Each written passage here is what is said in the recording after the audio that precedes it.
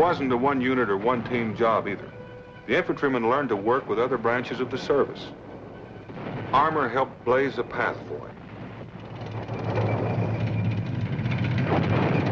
Artillery softened up enemy concentrations.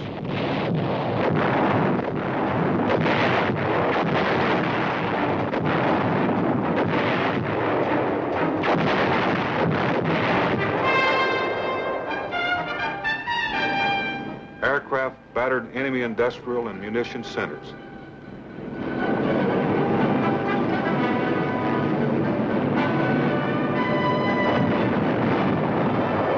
But when it came to inch-by-inch footholds on enemy soil, flushing out snipers and securing each foot of ground, when it came to the final confrontation, the foot soldier was there.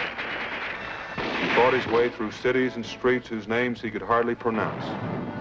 The rifle was his mark of courage, and he carried it with pride and determination.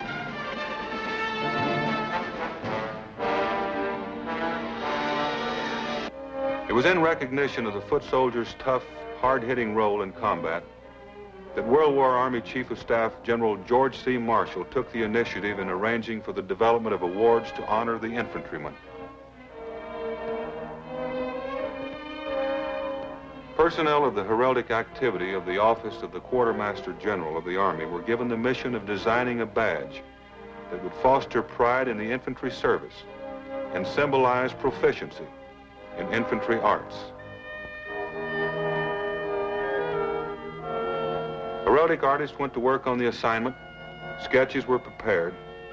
Many different designs for an infantryman's badge were developed and submitted for approval.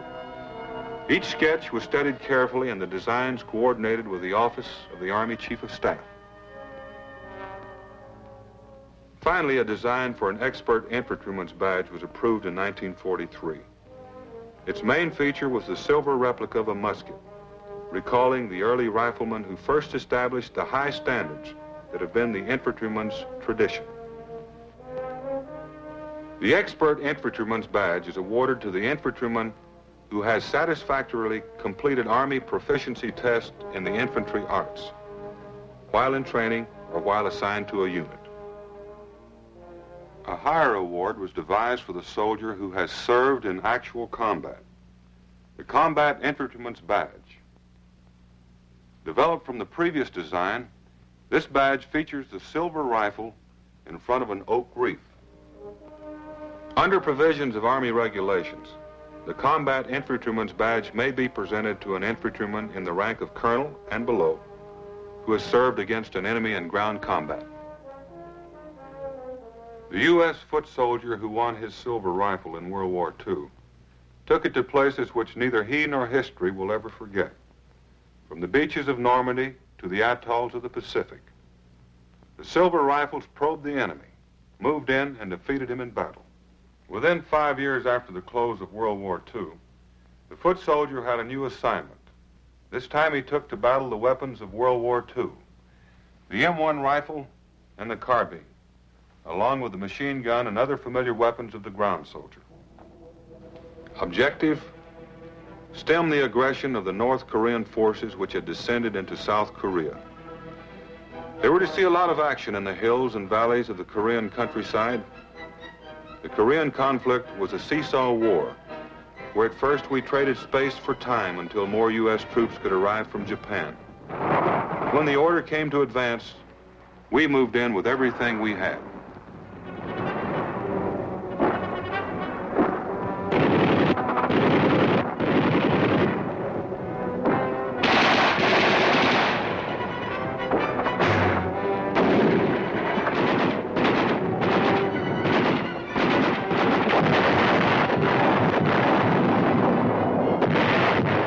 Terrain of Korea restricted the use of armor.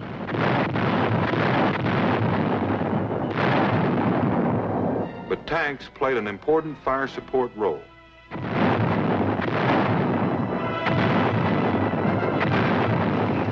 However, it was the foot soldier who had to dislodge the enemy from cities and take the high ground. This time the battle names were Pusan, Seoul, Incheon. There was a hill called Old Baldy and another named Heartbreak Ridge. And whichever way the battle line moved, the infantryman was there, still the critical factor in the outcome of battle.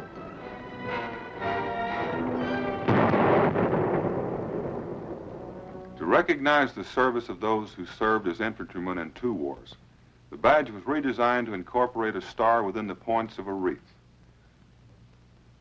This indicated that the wearer had served in World War II in Korea, or Korea and Vietnam, or World War II and Vietnam. Now this badge has a crown of 2 stars between the points of the wreath for those who've seen infantry service in 3 conflicts.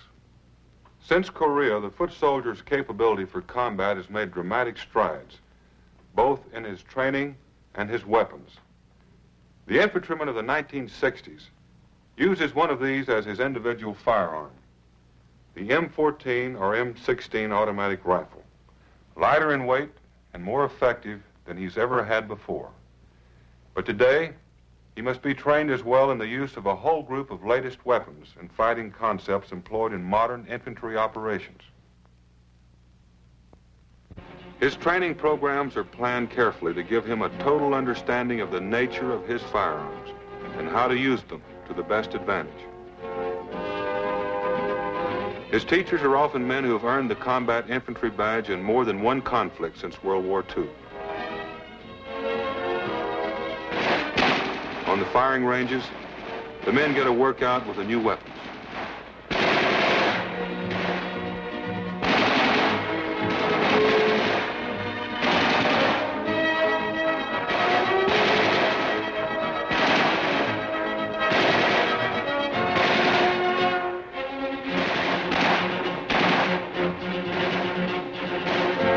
A unique hand launcher adds range and greater firepower to the grenade.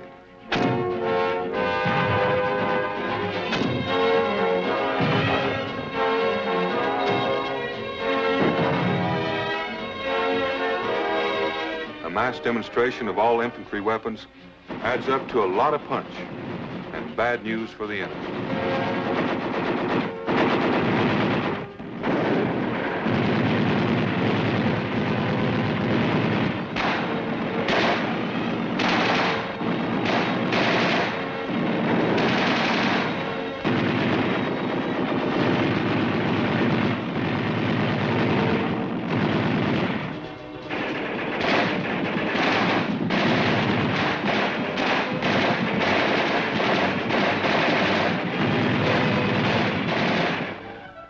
Advanced communications have given the foot soldier a better maneuver capability.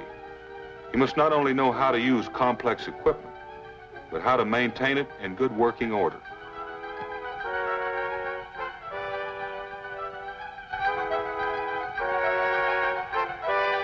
Modern field communications are compact and provide great flexibility in coordinating combat activities of widely dispersed units.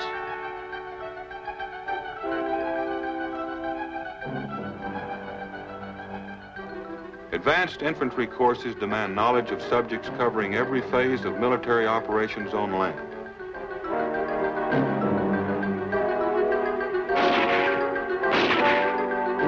The intelligence and initiative of the modern American infantryman are at a level unparalleled in history, just as the challenges he faces in modern combat are more complex and demand more judgment, maturity, and insight than ever before. At Infantry Officer Candidate School, Fort Benning, Georgia, the qualified foot soldier goes through a program of specialized training that will prepare him for leadership in the infantry. Each man is carefully observed during his training for skill and reasoning ability and problems of command.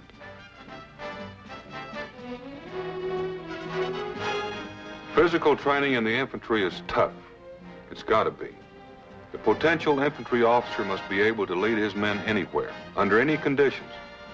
Whether he's in training in the United States or under unit assignment abroad, the infantryman always tries to improve his combat skills. At this U.S. Army Advanced Individual Training Center in South Korea, the foot soldier continues his military education in all phases of the infantryman's art.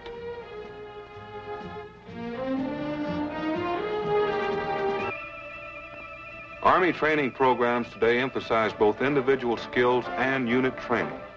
The two are inseparable. A soldier who qualifies as an individual expert ensures the success of his unit as part of the Army combat team.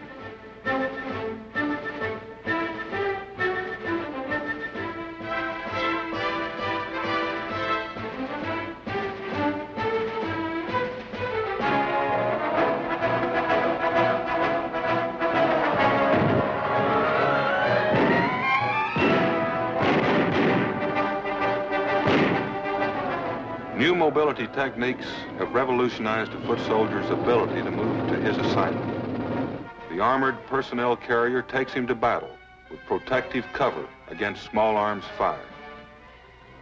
Advanced parachute techniques allow him to drop from the skies.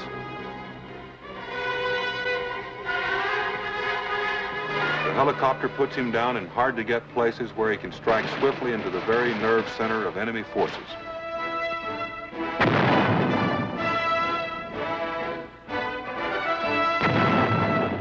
Reaction time needed to respond to military crisis has been cut down. The war in Vietnam has demonstrated the ability of the United States Army to bring its strength swiftly where it is required. And in Vietnam, the infantryman meets his greatest challenge, a jungle war with an ever-shifting front that demands military competence and individual courage of the highest degree. No matter how he is brought into combat, the final job must be done on foot, by men trained to maneuver on the most difficult countryside, by men able to move and fire and take an objective, by the man with his boots in the mud, a weapon in his hand, and a job to be done.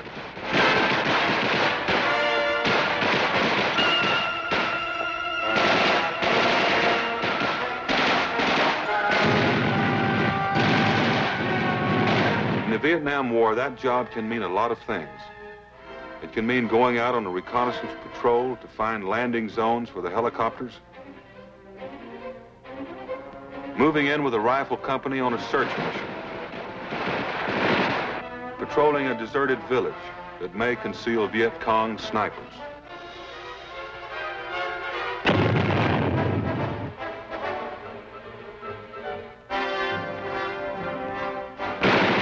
It can mean repelling swift and savage attacks in the jungle, finding his way out of an ambush, destroying enemy caves which we hide men, supplies, and ammunition. It can mean giving medical assistance to the peoples of South Vietnam.